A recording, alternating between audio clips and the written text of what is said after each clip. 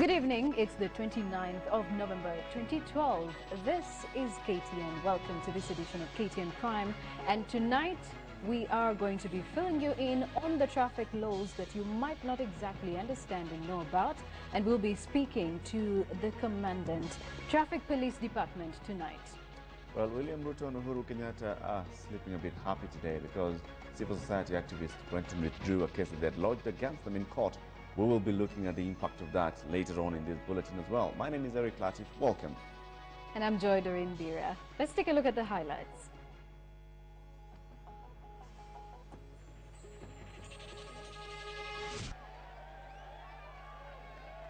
A walking nation. Matatu strike paralyzes cities.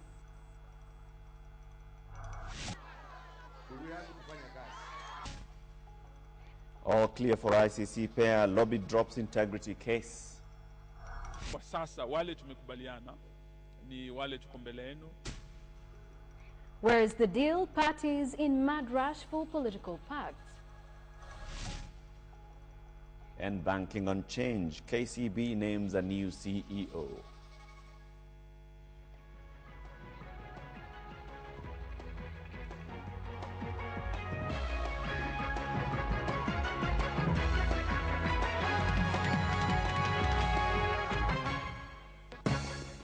We begin tonight with a transport crisis that has reignited memories of the famous Mishoki rules. Thousands of commuters remain stranded at this hour in Nairobi and other parts of the country following a day-long Matatu strike.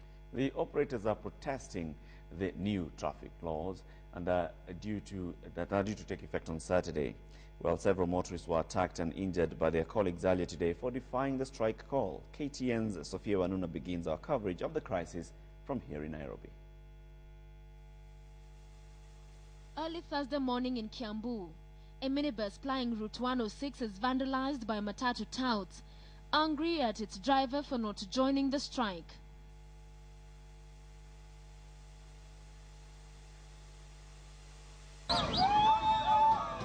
Along Bagathi Road, a group of rowdy youth demonstrates.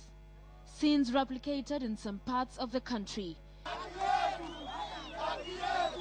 as operators staged protest over the tough new traffic laws due to take effect Saturday. Zile sheria zote tunaziunga mkono, lakini shida yetu ni zile tu faini wamesema. Saa hii mimi ukinitisha 1,100, sijui kama nitakufa nikiwa nimeona 1,100. Karawa kushika hata maybe una makosa, utaambiwa uko na makosa na utaenda ndani. Sasa lazima utatoa kitu kidogo. Sheria sio mbaya, lakini sasa hizo penalty ziko exaggerated. The boycott paralyzed transport in most parts of the city and its environs during the day. These are just some of the stranded passengers here in Rongai. They have been waiting for public service vehicles for hours. This after Matatu operators in the area pulled their vehicles off the road, protesting what they say are the overly punitive new traffic laws. But as the rush hour beckoned, the situation worsened. And for those not willing to risk waiting, they started what would be a long trek home. Deputy Traffic Commandant Samuel Kimaru was at pains to explain to Matatu touts and drivers in Rongai that their calls were coming too late, as it was all water under the bridge. We have issued firm instructions to all our officers all over the country that they should enforce the law to the letter. And there is no negotiation about it. And they have even demonstrations, even whatever they are doing, that will not assist it.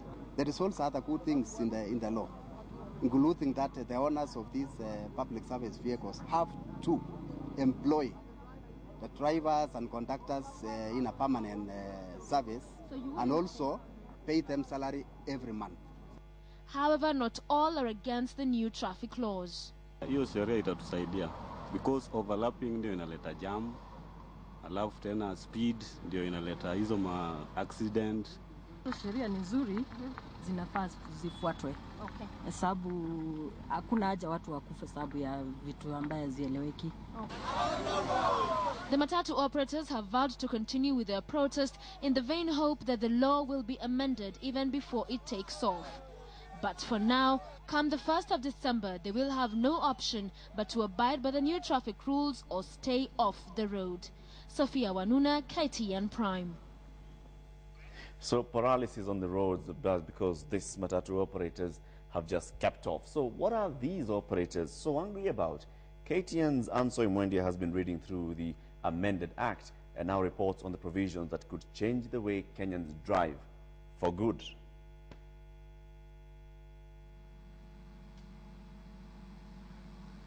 You have seen this, or probably done it yourself. Driving over pavements, pedestrian walks, or through a petrol station to overtake a few cars in a traffic jam. Synonymous with matatus? Probably. Now that is illegal. It could land one in prison for 3 months or cost a 30,000 shilling fine or both. This particular clause has attracted mixed reactions. Unajua kama hii barabara ni barabara, si kama Thika highway. Useme hata huta overlap. Lazima jua mwenyewe anakuidisha pesa na wewe una hizo pesa. Ni nzuri kama zitasaidia watu wasikufe, lakini sasa kuna zile ziko extreme, zile zitaumiza watu. So lazima waangalie. Zitaongeza corruption. Instead of paying 100,000 in court, afadhali 12,000 maneno iishe kwa barabara. Okay. The new act also spells out stiff penalties for people who drive public service vehicles without a license. These people and those who let them drive the public service vehicles without proper documentation risk going to jail for up to 10 years or paying a fine of 500,000 shillings or both. And the alcohol law may well be about to make a comeback, and this time round could send drunk drivers to jail for 10 years or cost 500,000 shillings in fine or both. With the new law in place, police will no longer place arbitrary roadblocks along the roads. All designated roadblocks will have to be gazetted. This clause has generated mixed reactions. While some think it is a good thing to deter police officers who are out to get bribes from motorists, others worry that enforcement of highway security could be compromised. The law also charges the Highway Authority with the responsibility of placing speed limit signs along the road. Speeding drivers could have their licenses invalidated for 3 years or end up in jail for 3 months with the alternative of a 20,000 shilling fine. Motorcyclists were not spared either. Riders will be trained, issued with licenses, and will have to have third-party insurance. They will also be required to have helmets and reflectors for themselves and the passenger. Contravening this law will attract imprisonment for up to a year and or a fine of 10,000 shillings. Ansoy Mwendia, KTN Prime. Thanks, Anne, for that story. That brings us to the big question tonight. And we're asking, are Matatu operators justified in rejecting the new traffic laws? Are the Matatu drivers justified in rejecting the new traffic laws? Send your brief comments, starting with a yes or a no, to the SMS number 8040, that is 8040, and we will sample some of your comments at the tail end of this live newscast. And remember to leave your name and where you're texting in from. Now, also in the studio with us this evening is Benson Kibui Githinji, who is the Commandant Traffic Police Department, and he's here to enlighten us on these new traffic laws. Officer, please tell me, and everyone, I'm sure everyone has watched what's going on throughout the day, how exactly are you going to handle this rebellion from the Matatu operators? Thank you, KTN, for according me this chance to come here and inform Kenyans about the new traffic laws. Let me say that we have heard occasions whereby so many Kenyans have died on our roads, and each year we record about 3,000 numbers of Kenyans dying due to crashes on the roads. And the government has done a good job, a commendable job, whereby it has completely come across to address the fatalities on the roads. We have heard the Traffic Act, which has never been amended the way it has been done. The fines that we used to have were very lenient. Right, but then let's just keep it. How exactly are you going to handle this Matatu rebellion, and is the law going to be changed anyway? The law will not be changed, to be candid. One thing is that Kenyans are supporting the new traffic laws. What we have are only few motorists and most Matatu operators. And we have people who are supporting this law wholly because they know that every day we lose about 10 people on the roads. So Kenyans have goodwill to support. Right, we're seeing, you know, careless driving, reckless driving, as well as, you know, dangerous driving, attracting a fine of about 100,000 Kenya shillings. What exactly is reckless or dangerous driving anyway? For example, each and every driver is taught when he registers in driving school. So, according to the fact that every person is aware of safe driving. For example, you have good control of your vehicle. Vehicles are a good mobile that you are supposed to ensure that safe driving guides you. For example, take due regard and control of your vehicle. For example, Kenyans are known that they are selfish. It is not only public service vehicles and commercial vehicles, even private vehicles. They do not take due care while driving, and that is safe driving, that you take regard of other road users, and also you control your vehicle appropriately. Let's talk about, you know, the fact that we have officers who are going to be enforcing the law. How capable, let's talk about their capability and capacity, you know, to meet or to be up to the task to, you know, enforce this new law, that is the traffic law. Officers are well trained. They are professional officers. And let me tell you that the new act empowers every officer. May that officer be a GSU, an assistant police officer. Even the police officers has been empowered to ensure that if you see any vehicle violating traffic rules, he will be able to get that vehicle and arraign the suspect or the driver before court.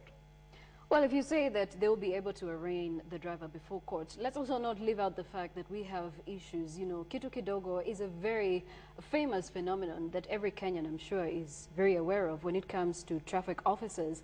But then how exactly is your department going to ensure that these laws are actually met and to the task, and they're going to stand the test of time? One thing when we talk about kitu kidogo, this kitu kidogo is notorious. It is notorious more so to members of public who offer bribes to police officers. Rarely do you see officers soliciting for bribes. Very few cases. And when we encounter such a case, officers are punished. It's a criminal offense to be bribed, and we arraign them before court. And also, if at all we do not arraign them before court, we have internal mechanism whereby we deal with them appropriately. Don't you think that we're going to get to a time where officers are looking for all kinds of offenses, even those that are not encompassed in the law, just because they want to get, you know, this kitu kidogo from the motorists? As I have said, officers are professionals. They know when they get on the road which offenses they will go for. And most, for example, obstruction. Public service vehicles are notorious for violating traffic rules, most all. Obstruction, overlapping is very notorious, and we will get those people who go obstructing and overlapping. Thank you very much, Officer. We do appreciate the time you've taken to enlighten us on these issues. We were speaking to Benson Kibui Givinji, who is the Commandant Traffic Police Department, enlightening us on the new traffic laws and starting the 1st of December. You better be a very careful driver, else you will land yourself in trouble. Now to succession politics, and the Deputy Prime Minister Uhuru Kenyatta has, among other things, and the Eldoret North Member of Parliament, I beg your pardon, can now breathe a sigh of relief tonight, as the High Court has dropped the famous integrity case that could potentially have derailed their presidential bids. A group of civil society activists withdrew their petition, claiming that they wanted time to enjoin 3 other presidential hopefuls. And as KTN's Asha Mwilo reports, they are vowing to be back.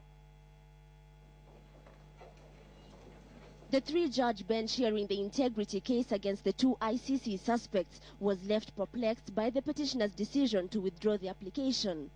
The case, which has dragged on for well over 10 months, was seen as a possible game changer in the ongoing political realignments ahead of the 2013 general election. The group of civil society activists was seeking to have Uhuru and Ruto barred from contesting the presidency owing to the serious charges they are facing at the International Criminal Court. It's a tactical retreat. Through their lawyer, Ambrose Weda, the activists told Justices Mohamed Warsame, Isaac Lenaola, and Lady Justice Philomena Mwilu that their decision to withdraw their petition was purely tactical, and they vowed to come back to court with what they termed as the mother of all lawsuits. The petitioners are adamant in enjoining Prime Minister Raila Odinga, Vice President Kalonzo Musyoka and Deputy PM Musalia Mudavadi in the integrity case. Already, KANU was preparing to move to court to object to this petition. The argument would be that Uhuru and Ruto were yet to be officially nominated for the presidency by their political parties and that the case could only be determined by the Supreme Court. With the group vowing to bring back a stronger case, their petition may be expected as soon as next week or later when the political parties have nominated their presidential candidates. I'm telling Kenyans to be patient, to be vigilant, and to know that we shall sort out the issues of integrity to the last letter. If a new petition is indeed filed, a new bench of judges will be constituted to hear the case, as Justice Warsame and Lady Justice Mwilu have been promoted to the Court of Appeal and were simply clearing their desks. The question of leadership and integrity continues to haunt politicians, and even though the petitioners of this case have decided to go back to the drawing board, the fate of these presidential hopefuls continues to hang in the balance. Asha Mwilu, KTN, at the Milimani Law Courts in Nairobi. Now, the news from the courts came just 3 days before the two ICC suspects sealed their coalition deal with signatures. Their parties have now confirmed that the pre-election pact will be deposited with the Registrar of Political Parties on Tuesday. But with that hurdle out of the way, attention is now shifting to that ticket that critics say is based merely on the desire to avoid the ICC cases. So just what does the union mean for the country? KTN's Erno Cheng with a closer look. The decision by the civil society groups to drop the integrity case against Uhuru Kenyatta and William Ruto will come as great relief for the ICC pair. But it still fits into what appears to be the main pillar of the Uhuru-Ruto ticket, an anti-ICC platform. The two are facing crimes against humanity charges at the International Criminal Court, and their trials begin in April. And analysts say their strategy may be hinged on the presumption that the ICC would find it hard to prosecute a sitting president and his deputy. But opinion is divided on whether victory in the next year's election would save the duo from the ICC snare. Wale wanaungana kwenda serikali ni URP na TNA na marafiki zao.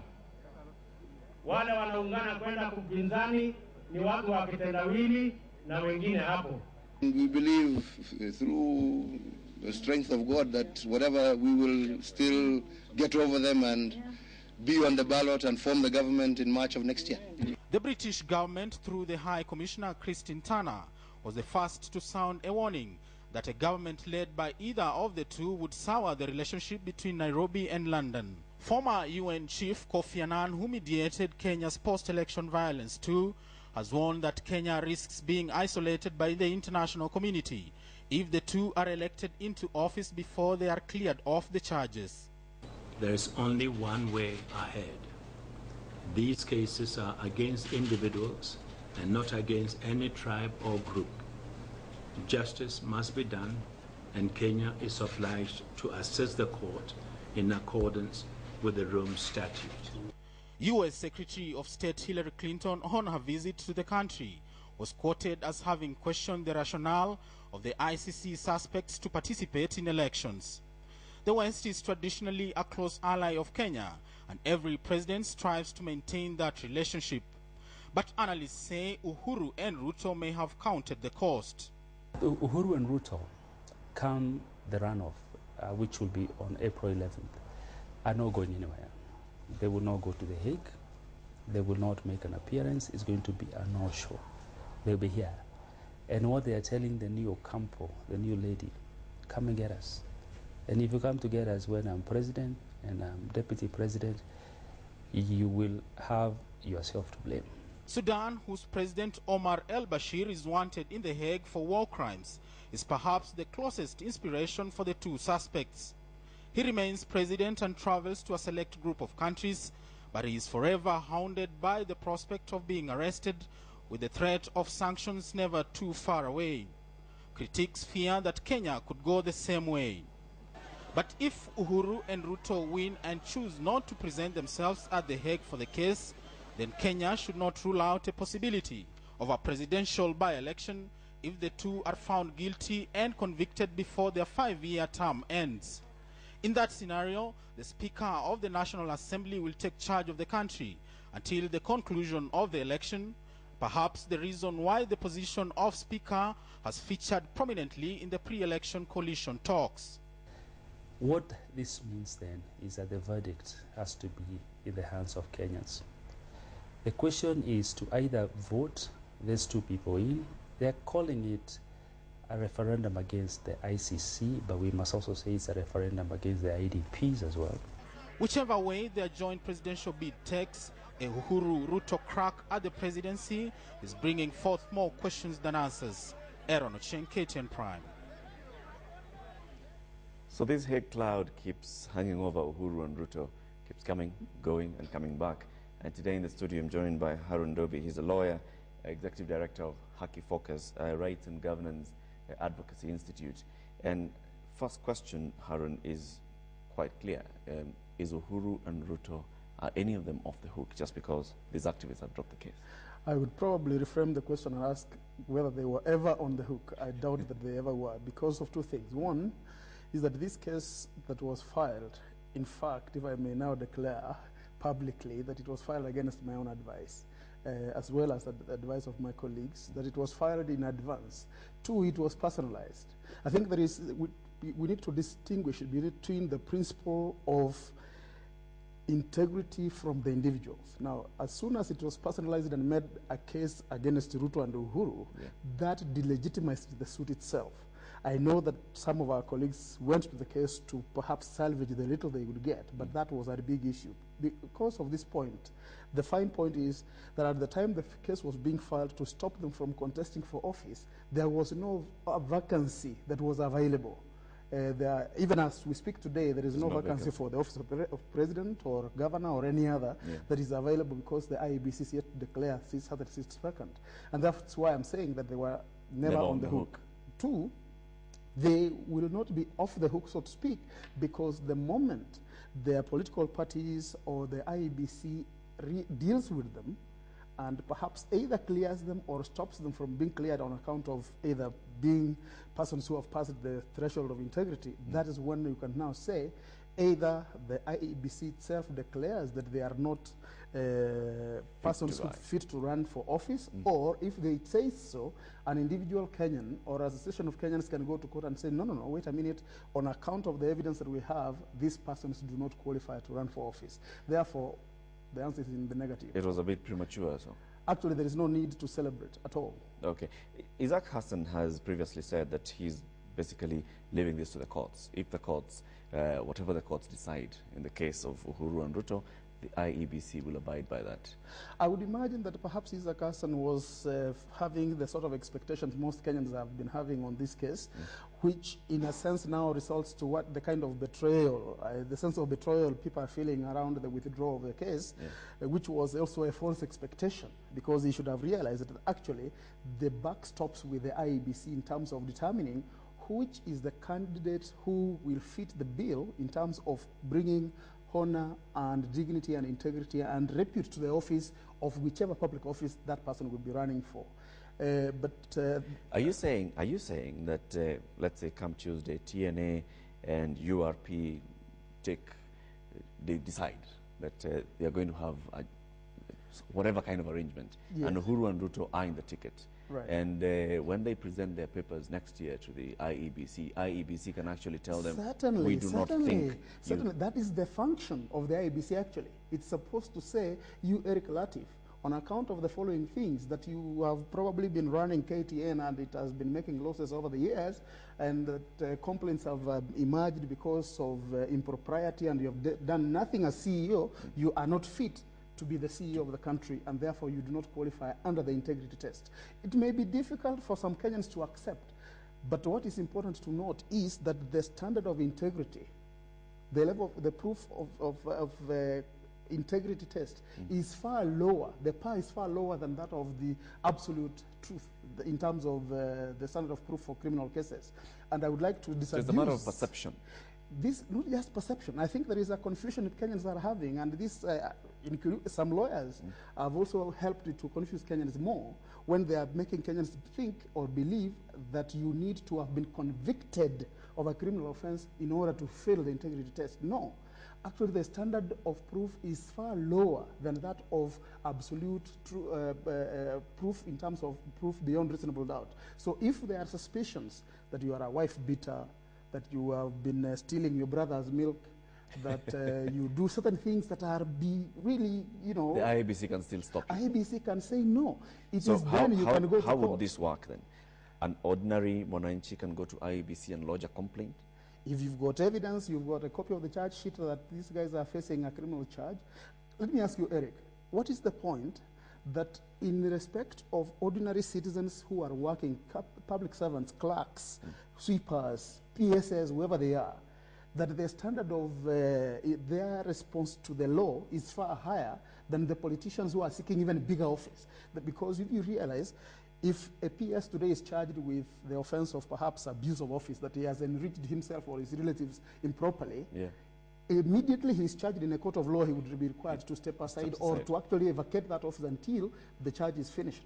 Now, how come a person who is going to be holding all these public servants accountable is required of a lesser degree? What kind of accountability can that person demand of these people? Let's go back to the court. Is there a possibility, well, the civil society activists said today that they are going, it's a tactical retreat, and they come back with a grandmother of all suits. Number one is that, are you seeing that happening? Number two, can anybody else go to court and still seek to bow Uhuru and Ruto?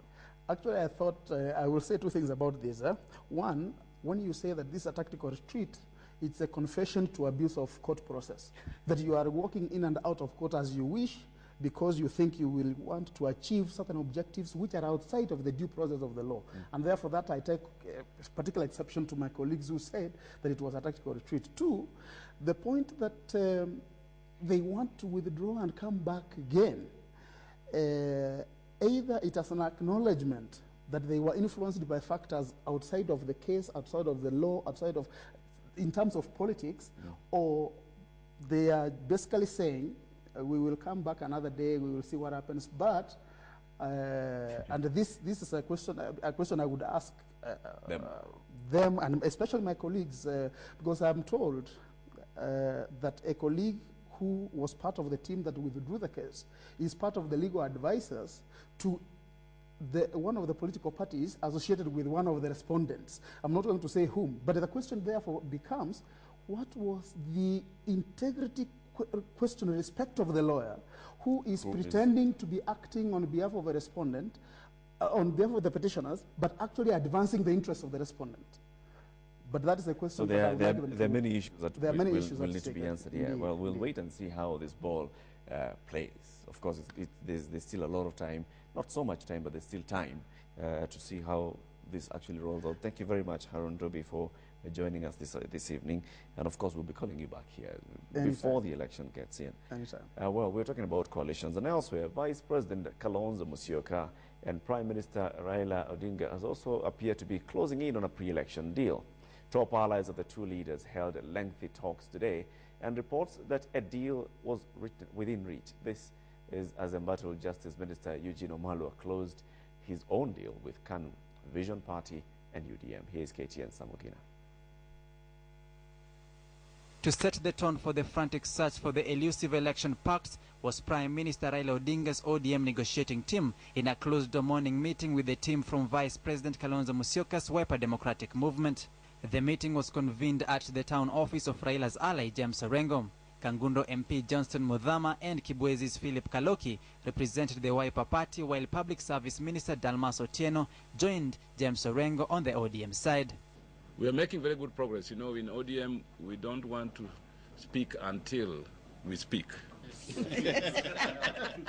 A source privy to the talk says the team are making progress towards a possible deal. Details of the Thursday meeting are due to be made public by Sunday evening.